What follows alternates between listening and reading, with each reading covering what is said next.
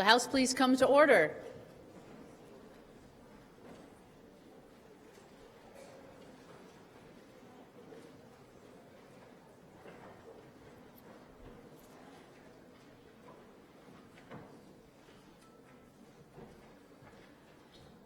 Madam Sergeant at Arms.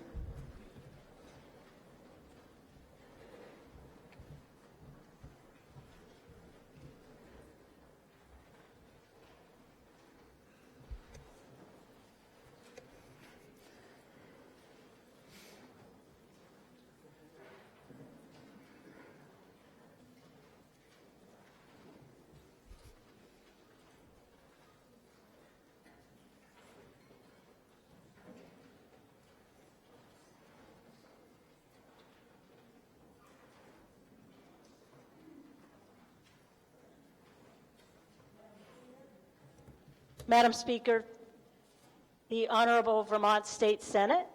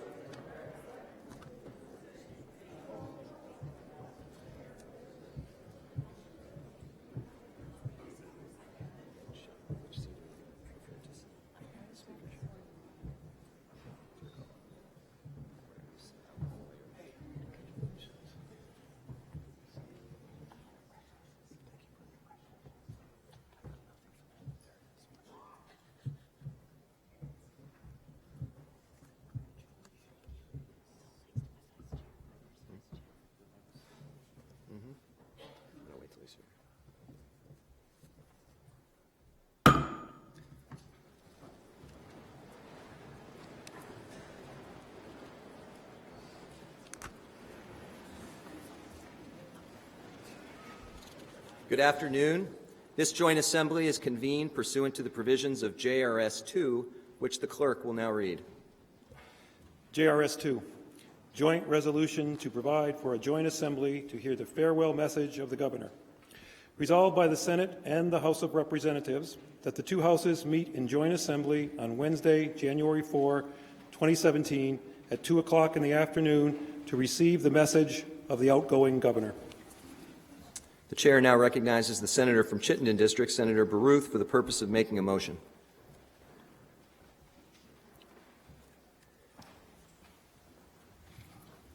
I would move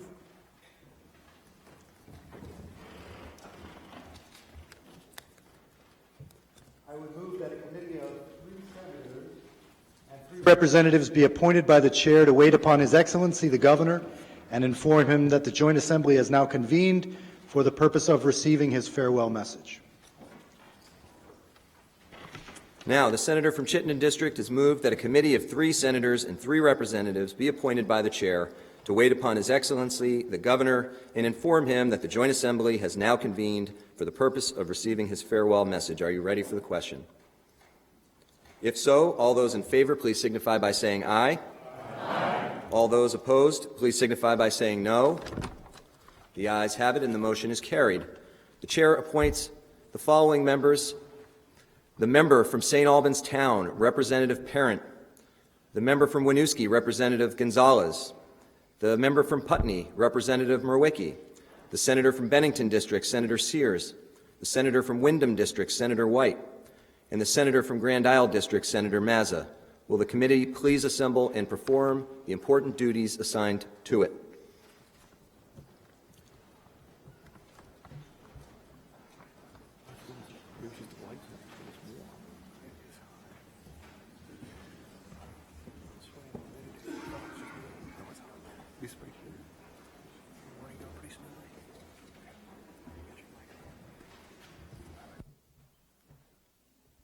The joint assembly may be at ease.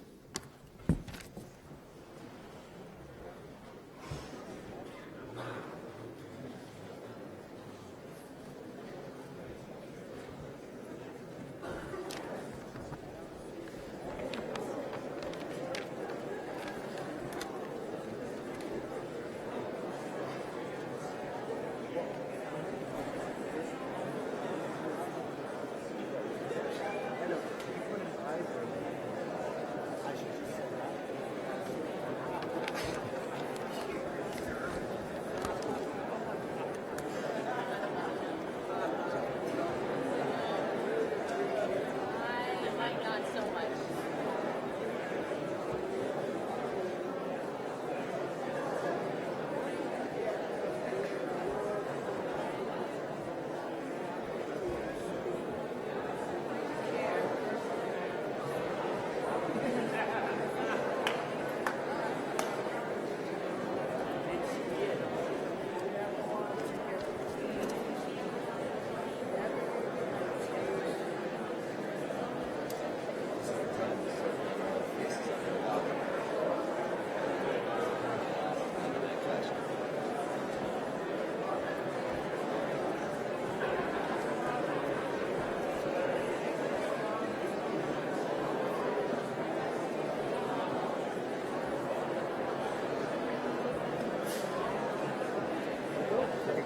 Take a look.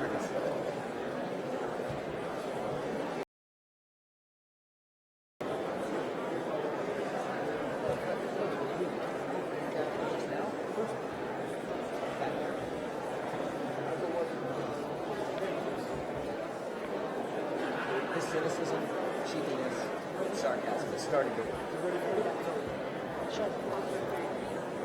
Michael.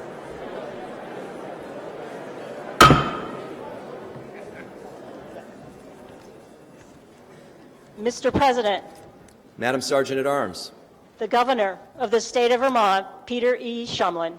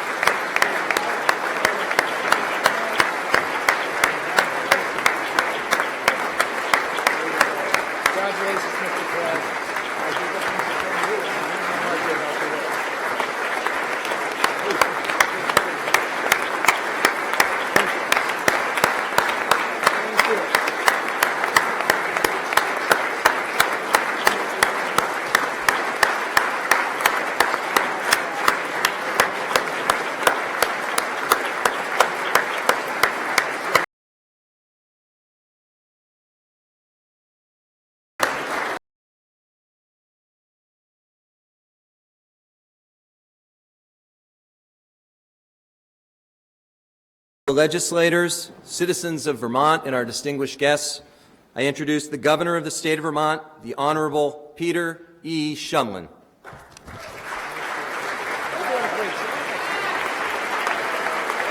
Thank you. Thank you so much. Thank you. Thank you. Come on now, settle down. Thank you. Thank you. Thank you so much. I can't tell you what a wonderful moment this is, to see all of you assembled here, ready to do great things for Vermont.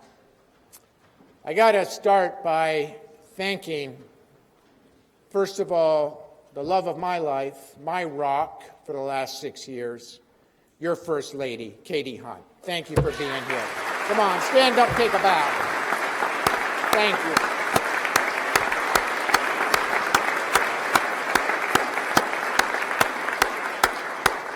And it seems like almost yesterday that I got sworn in.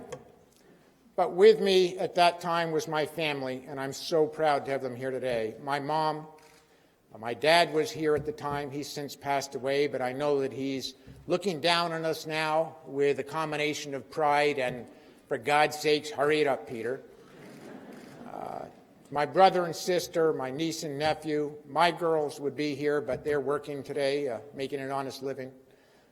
To my many friends who are here,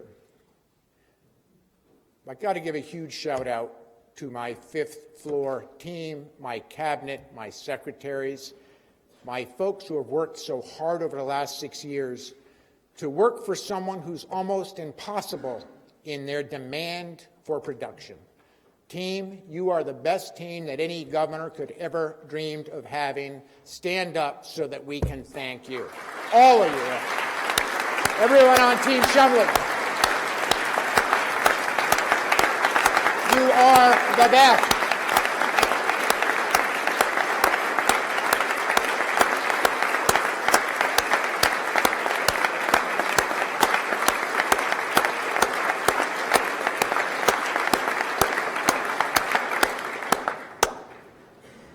Thank you so much.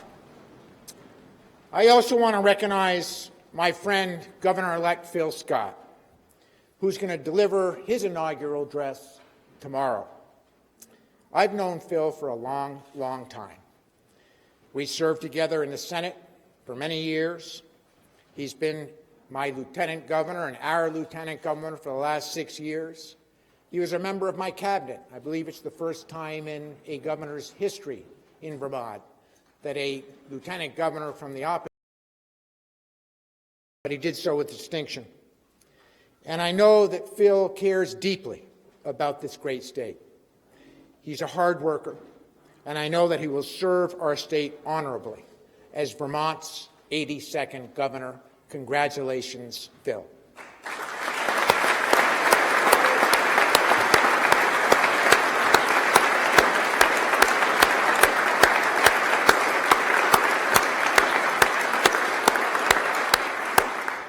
And to those who, like me, won't be roaming the halls of this State House this year, my great friend, Speaker Shap Smith, my great friend, President Pro Tem John Campbell, Attorney General Bill Sorrell, thank you for all that you've done. To the many Senate and House leaders who contributed so much, I want to thank each of you for your service and your friendship. It's been an honor to work with you. And together, we have made Vermont a better place. Thank you from the bottom of my heart.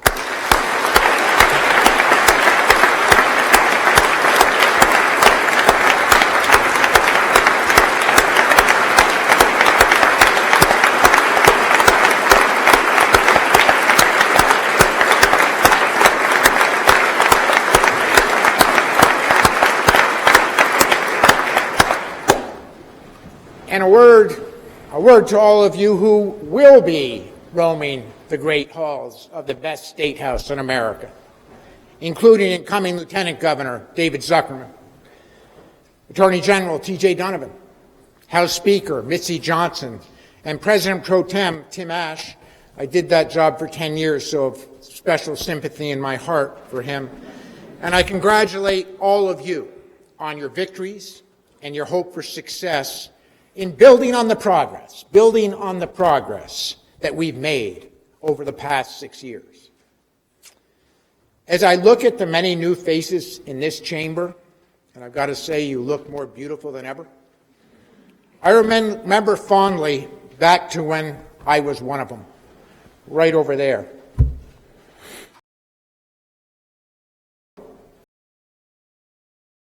young representative from Putney and Westminster, now honorably served by Representatives Mawicki and Dean, with incredible energy, incredible hope, and incredible enthusiasm for Vermont's future. As I prepare to depart tomorrow, I leave with the same optimism, humbled, deeply humbled, and forever grateful to the faith that Vermonters have put in me. In part, that faith is rooted, like so many of you, in my personal experience.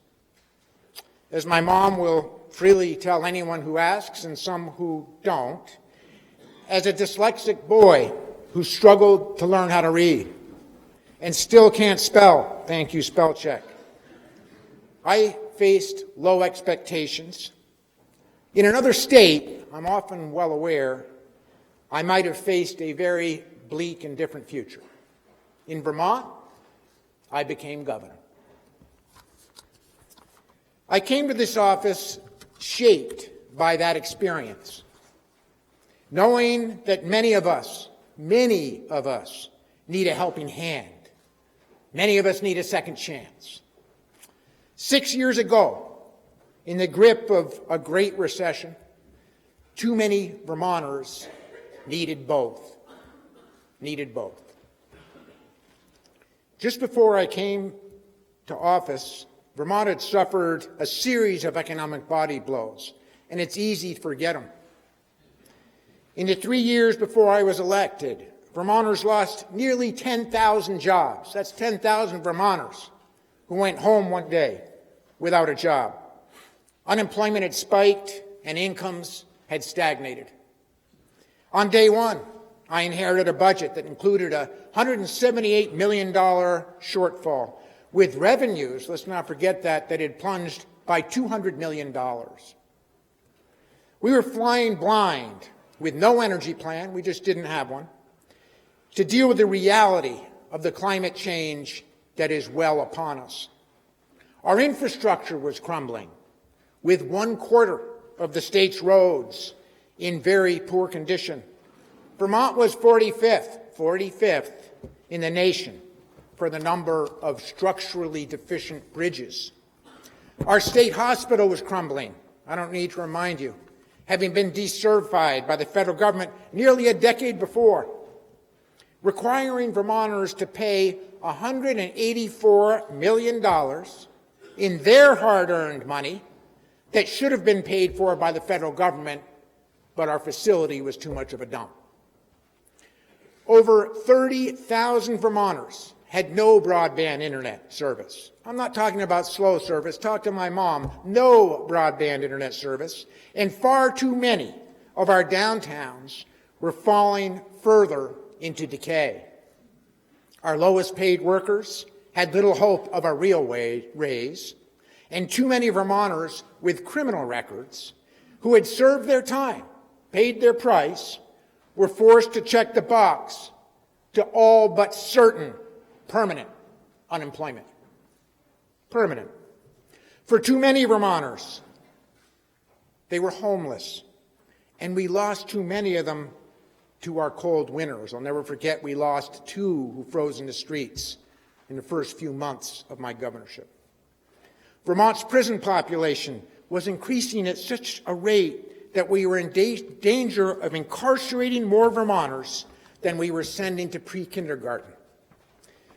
Bubbling just below the surface was a massive opiate crisis, feeding our incarceration problems and destroying the lives that you know all too well.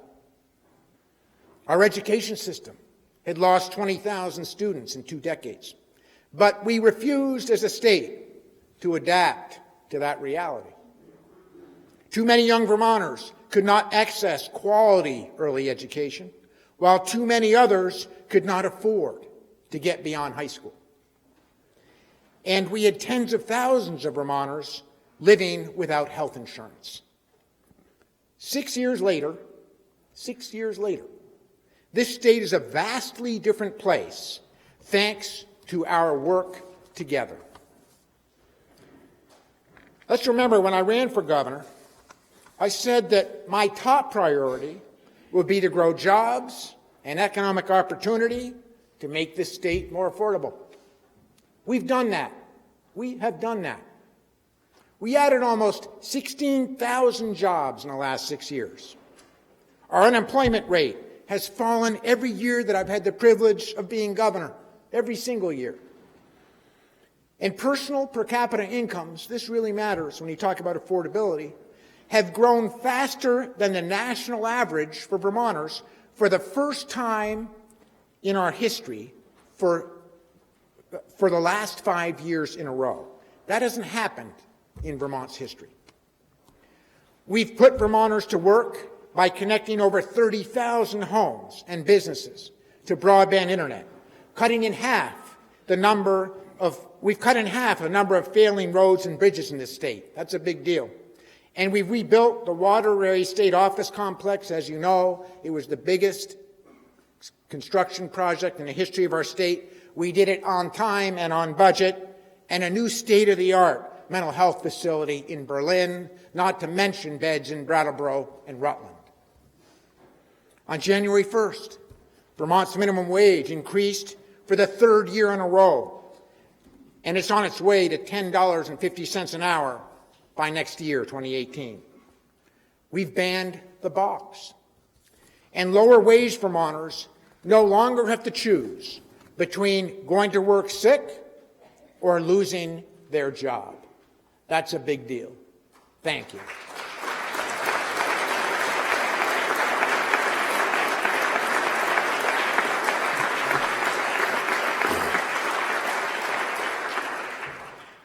With so much fake news influencing our political dialogue, I have to take a moment to make sure that as you craft a budget for the next fiscal year, that we accurately recount the fiscal record that we have achieved together.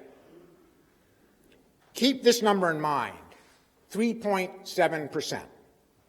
That's the average growth rate of Vermont's total funds budget over the past 6 years, 3.7%. That's in line with our state's economic growth. It's also far lower than the budget growth that preceded my time in office, 7.8% in 2004, 13.4% in 2005, and 7% in 2006. Our record of fiscal responsibility is one that we should all be proud of, and we did it while keeping the promise not to raise income tax rates, sales tax rates, rooms and meals tax rates on hardworking Vermonters because they're already too high. We not only balanced six consecutive budgets, but we did it while enhancing our bond rating and reducing our reliance on one-time funds for ongoing state expenses to zero for the first time in decades. We fully funded Vermont's pension obligations and our rainy day funds, and we're leaving an unprecedented $100 million cash reserve to help the Medicaid program whenever our economy hits a bumpy road, which we know it will. It's a big deal. Now, on energy, we've proven that state leadership can mean the difference between relying on yesterday's aging, leaking nuclear power plants or today's clean, local, renewable energy. Today, Vermont Yankee is shuttered. We have 12 times the number of solar panels and 25 times the amount of wind power, which I still say is the most efficient renewable available to us. And our utilities are transforming into cutting-edge energy efficiency companies. Working together, we've passed a groundbreaking renewable energy standard that can single-handedly achieve a quarter of the greenhouse gas emissions reductions needed to meet our state's 2050 target. And if you have 17 Vermonters in a room right now, 17 Vermonters in a room, or better yet, in a pub in one of our revived downtowns drinking a heady topper at the end of a long day's work, one of them is working in the renewable energy sector. That's where their job is. Vermont leads America in clean energy jobs per capita with over 17,700 of them. That's because of your hard work.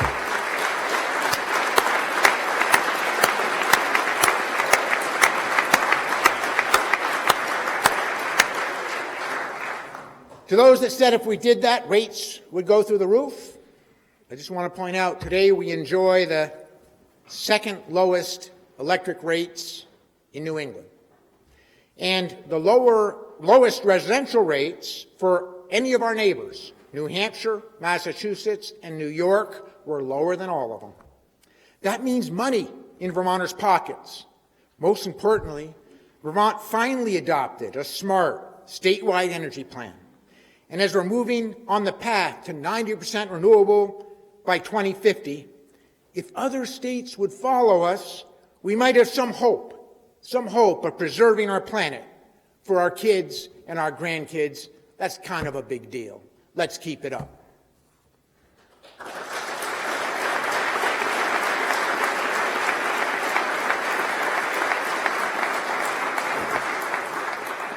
When I ran for governor, I had a simple idea. Let's become the early education state, giving every Vermonter, regardless of their income, their family circumstances, or how they learn, a strong start, and pay for it by not incarcerating nonviolent offenders suffering from addiction.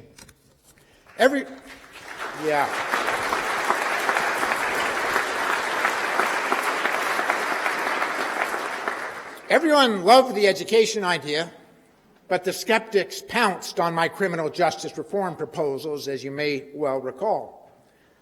When I made that campaign promise, I never imagined, not in my wildest dreams, the enormous problems that we would uncover along the way. The crisis of opiate and heroin addiction did not begin in Vermont, but Vermont began the national conversation about how to do it better. We invented hub and spoke, invested in state-of-the-art treatment centers that I'm incredibly proud of, and there's one just about to open in St. Albans, implemented pre-trial services, passed out rescue kits to anyone who would take them, and we saved hundreds and hundreds of lives that we otherwise would have lost, and adopted the toughest limits on prescribing OxyContin and other pain medications in the nation. Most importantly, we got rid of the stigma for the disease so that you can hold your head high and head into recovery.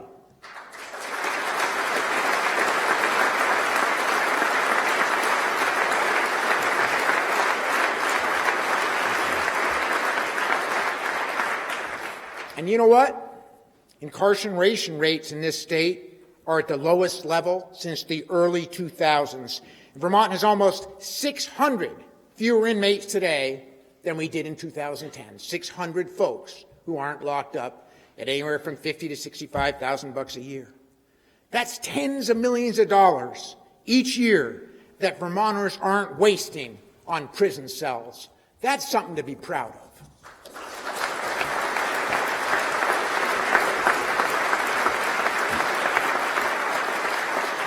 And we delivered on the rest of the promise, becoming the first state in America, the first state to enact universal pre-K for all 3- and 4-year-olds. We made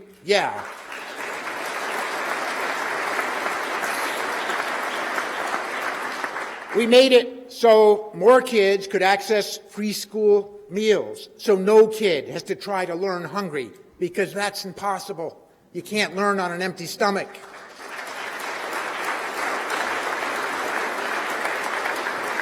Thousands and thousands of Vermont high school kids have gotten a free head start on college through expanded dual enrollment and early college programs. Personalized learning plans, they were controversial at the time, are ensuring that every student links choices in their educational journey to a meaningful career down the road so that we'll have a great workforce in this state going forward. My Step Up program to help those Vermonters already in the workforce in low-wage jobs get back into school and on the road to success is funded and enrolling more Vermonters as we speak. And together, we passed a once-in-a-generation reform bill to improve our educational quality and find efficiencies in our system that would have never happened without the leadership of Shap Smith. Thank you, Shap.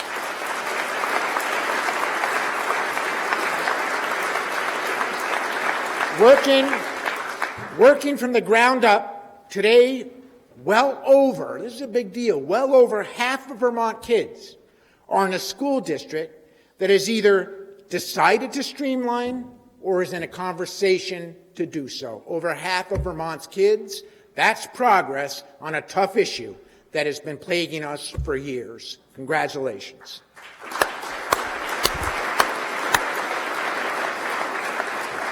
Now, Vermont has chosen education for all over incarceration for too many.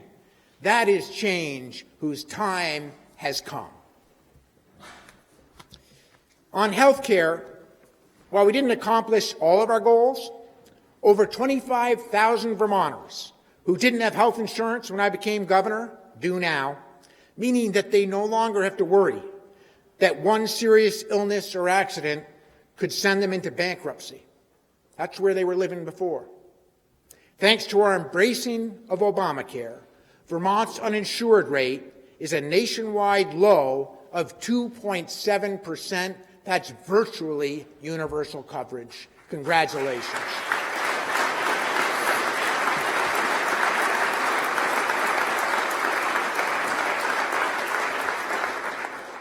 And after persistent challenges, headaches, and pain, Vermont Health Connect is functioning well. This open enrollment season, the annual transition of Vermonters from one year's plan to the next, which took us almost 12 months the first time we tried this, occurred with over 99% success rate at the push of a button. That matters. In November, 95% of requested change of circumstance. And I don't need to explain to any Vermonter what change of circumstance is, because we've been there. They were completed in time to be reflected in the customer's next bill, up from 54% at the beginning of this year, 95%. And 9 out of 10 calls, and we had huge waiting lines at the call centers that as you know in the early days, to the customer support center were answered within 24 seconds. I'd love to get that service from my bank.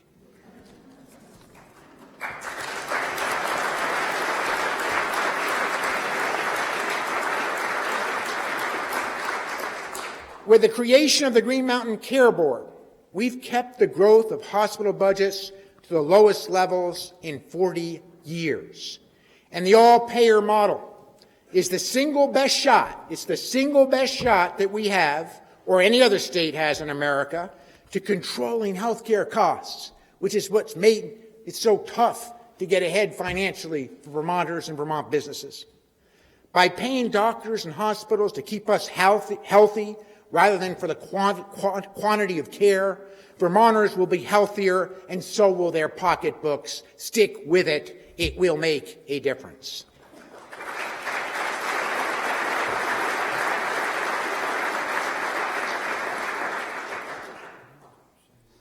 It was just 7 years ago, marriage equality passed. And it never would have passed had it not been for many in this chamber and some who are no longer here, who came together to overcome outdated opposition to a moral imperative. When we came down on the right side of history, first state to do so legislatively, and overrode a gubernatorial veto, that was a moment of courage, and it was heard across America.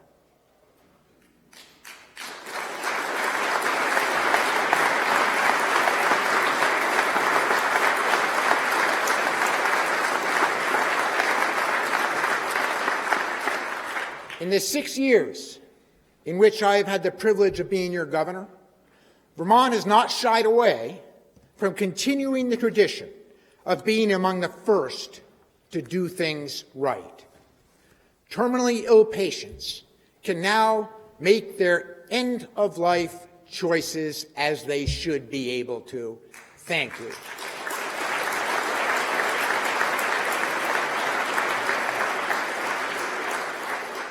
And I'll diverge from my text with my mom and my brother and my sister and my family here to say that in my wildest dreams when I signed that bill, I never thought that my own dad, who was suffering from a miserable terminal cancer, would be able to die with dignity in his own state. So thank you from my family.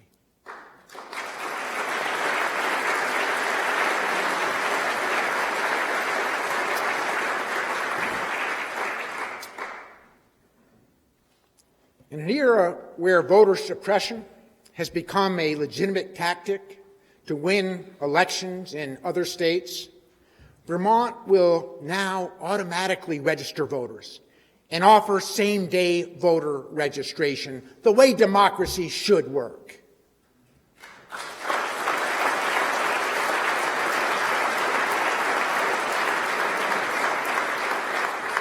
And of course, there was Vermont's first-in-the-nation GMO labeling law that so many of you worked so hard for. While Congress stepped in with a weakened Washington, D.C. special compromise, I firmly believe that our setback was America's step forward. While we must fight a flawed national labeling standard, it is still a national labeling standard, and you all can fight to make it right. Let's do that together.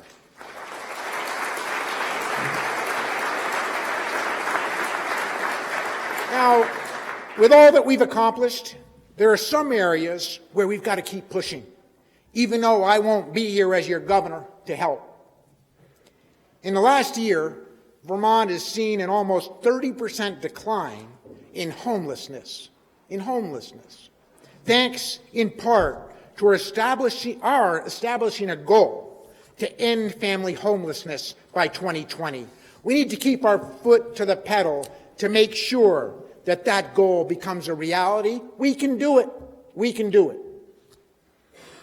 Although we've made progress on opiate addiction, Big Pharma is still giving more money to politicians all over this country to influence public policy in America. A Washington Post investigative series that I urge all of you to read recently detailed how high-level Justice Department officials called off multiple DEA efforts to halt shipments of opiates to illegal pill mills after pressure came in from Big Pharma. That's right. That's your government in Washington.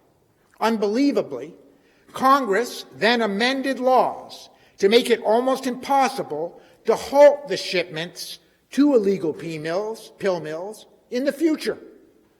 The DEA's top cop on the beat got removed from his position, while Big Pharma simultaneously hired 42 retired DEA officials to help them keep the FDA-approved painkillers flowing freely to their profit mills. That's what they've done. Big Pharma doesn't just profit from the sale of painkillers. No, you know this. They profit from the pills to reduce constipation caused by the painkillers that they've invented. They profit from the medications that you need after you sign up for the disease in our treatment centers. They profit from the rescue kits that we pay so much money for to save people from dying in our streets. In recent years, I've often felt like a lone voice in a forest calling out Big Pharma nationally for these practices that are creating the opiate crisis in America. Make no mistake about it. I can't think of a current governor who's likely to keep calling them out. Vermont has continually stood up to Big Pharma in the past, and I call upon you to keep up the fight now more than ever, or we will continue to see our sons, our daughters, and our self-inflicted crisis. Keep it up. Keep it up, Vermont.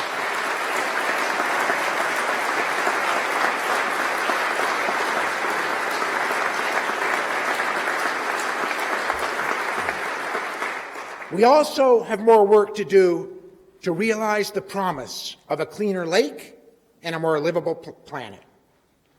You know, we're entering an era where the EPA, I don't need to remind you, the Department of Energy, and the State Department are going to be under the sway of climate skeptics, to be subtle, which isn't my specialty.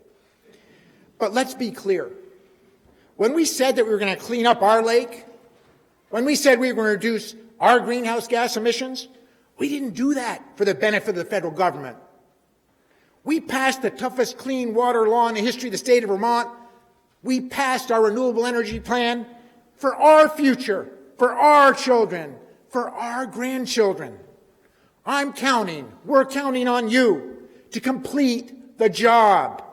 With your vigilance, we need to meet the requirements of the TMDL, and we got to keep our green energy revolution moving forward. Please do it.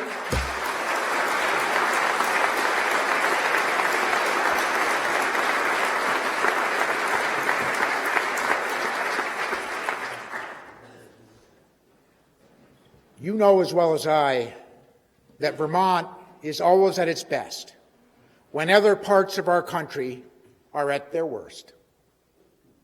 When slavery was written into the federal Constitution, Vermont was the first to exclude it from ours.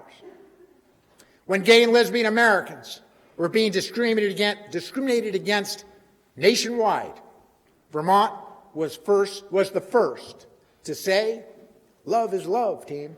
Love is love." When women and children fleeing unimaginable violence in Syria were turned away by so many other states, Mayor Loris and I made sure Vermont would never close its doors to those looking for a better life.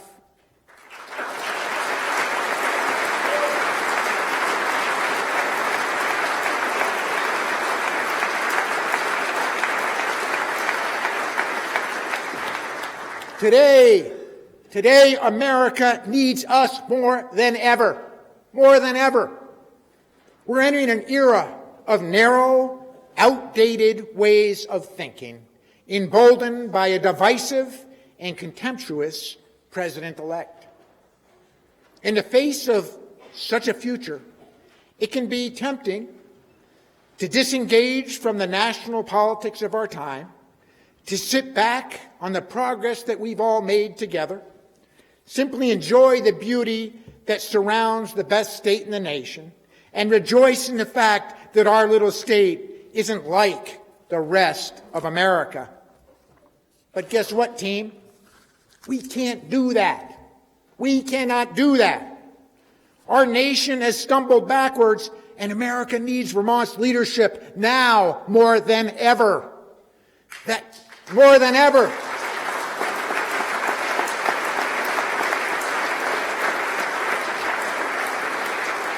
That's going to require all of you to keep up the fight and turn a momentary stumble backwards into an inspiring leap forward.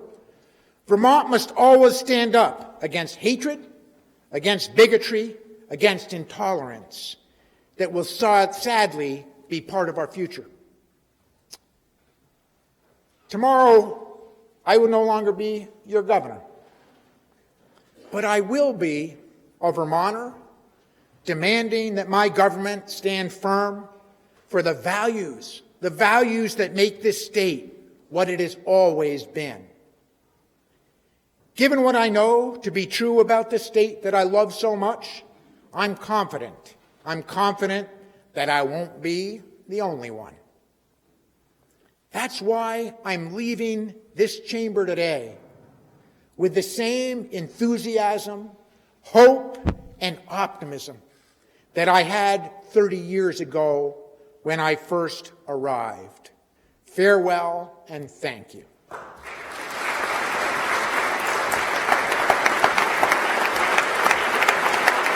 Thank you.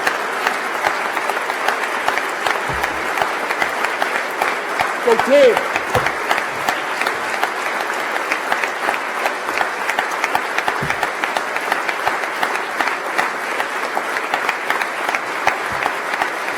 Thank you so much.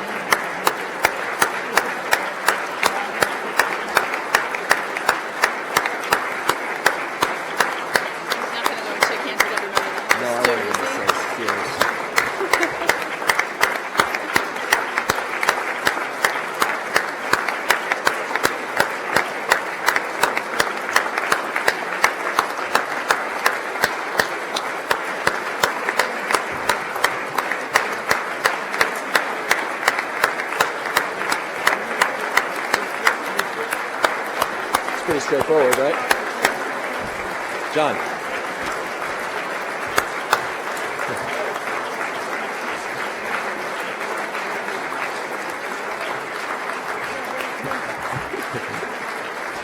I don't gavel, though.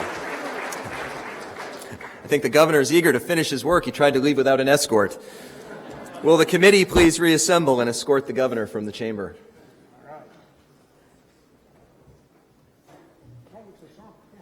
Hey, go ahead, after you. Oh, that's good. Next one, you before you.